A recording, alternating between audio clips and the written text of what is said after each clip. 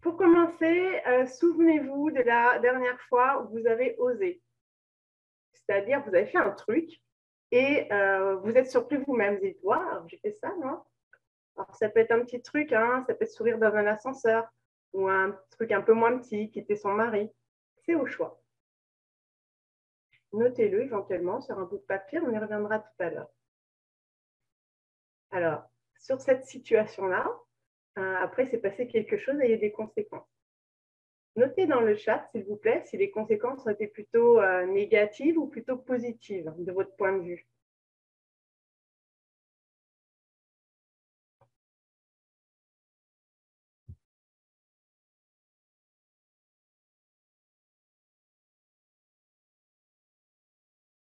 Ah, je vois, on a beaucoup de positifs. Un peu de négatifs aussi. Ok, donc vous voyez, quand c'était positif, en fait, on rentre dans quelque chose d'assez vertueux. On a osé quelque chose, on a des impacts positifs. Donc, on gagne confiance en nous et après, on a envie d'oser peut-être un petit peu plus la prochaine fois. À l'inverse, si on a des impacts plutôt négatifs, ben, on peut se mettre un petit peu à douter, à se dire bah, tiens, j'aurais peut-être mieux fait de me taire, on s'auto-censure.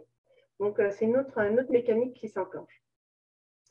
Alors, je reviens sur oser. Oser, ça vient du latin osare, et c'est entreprendre une action avec audace, avec courage. Hein, osare, audace, c'est exactement la même racine. Vous voyez que cette notion, elle est subjective, elle est propre à chacun. Donc, c'est vraiment, ce oser, c'est le vôtre, en fait. C'est oser par rapport à votre référentiel. Qu'est-ce que vous mettez derrière audace et derrière courage? Maintenant, je vais vous proposer ma petite histoire. Donc, c'était il y a fort longtemps, sur un énorme projet pour un ministère. On était plus d'une cinquantaine de personnes et c'était assez compliqué. Ça a démarré dans des conditions assez difficiles. On n'avait pas l'habitude de travailler aussi nombreux, le client non plus. Et en parallèle de ça, il y a eu un déménagement d'entreprise. De la Défense, on est passé à Suresnes. Donc, mécaniquement, pour la plupart d'entre nous, en fait, on s'est pris 20 minutes de transport le matin, 20 minutes le soir. Et un matin, grande réunion de crise, le chef nous réunit tous, commence à nous dire, bon, bah, ça se passe très mal, et puis il vient assez vite sur les horaires. Et je voulais vous dire, d'ailleurs, vous arrivez vraiment trop tard, c'est inadmissible. Là, il se passe un truc en moi, une espèce de petite tension. Je me dis, bah, tiens, qu'est-ce qui se passe là? Qu'est-ce qu'il est en train de me dire, hein, que je dois arriver plus tôt? Moi, je n'ai pas demandé à déménager à Suresnes. Donc, il y a une tension qui se crée parce qu'il avait l'air assez énervé. Est-ce que j'interviens? Ça va peut-être l'énerver encore plus. Est-ce que je dis rien? Mais tout de même, moi, j'ai le droit de m'organiser comme je l'entends. Et il y a un truc qui se passe après cette tension, il y a un élan, enfin vraiment un truc en moi. Je me dis, mais merde, en fait, je suis grande, je décide comme j'ai envie de travailler. Et donc, je prends la parole et je dis, ben, désolé, Franck, moi le matin, à 8h30, c'est simple, je dépose ma fille à la crèche, je prends vite les transports en commun, je me dépêche pour arriver le plus tôt possible. Et en fait, j'arrive quand je peux, c'est pas quand je veux, je fais le maximum, je suis très engagée sur le projet, donc voilà, sache que je suis très engagée sur le projet. Et là, effet boomerang, il me répond oui, ben, c'est quand même pas la mer à boire d'arriver avant 9h15. Et de toute façon, c'est dans le règlement. Donc voilà, si nécessaire, je prendrai des sanctions. Alors là, tout le monde est silence mortel dans la salle. On n'a pas trop compris ce qui nous passait. Bref, tout ça pour vous raconter, si on décompose la petite histoire, vous voyez qu'il y a plusieurs éléments. Il y a un élément déclencheur. Ça, c'est une remontrance par rapport aux horaires.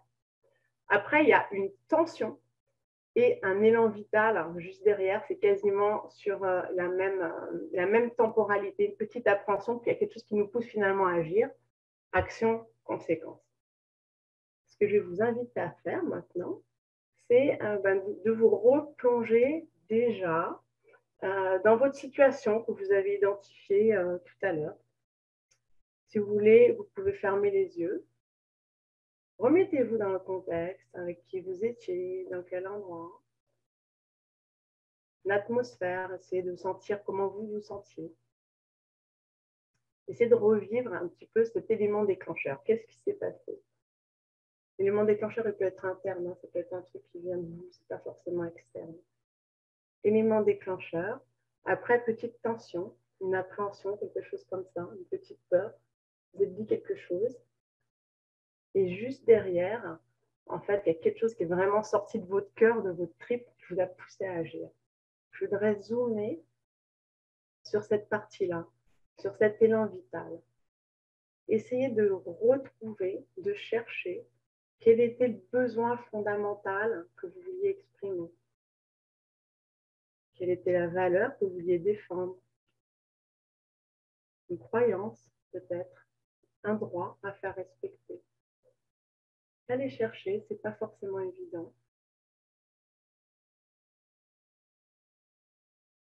Et maintenant, dites, je suis fière d'avoir exprimé ce besoin, d'avoir défendu cette valeur, cette croyance, ce droit. Je suis fière de ça.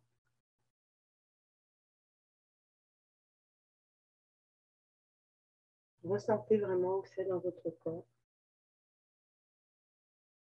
Appréciez ce moment.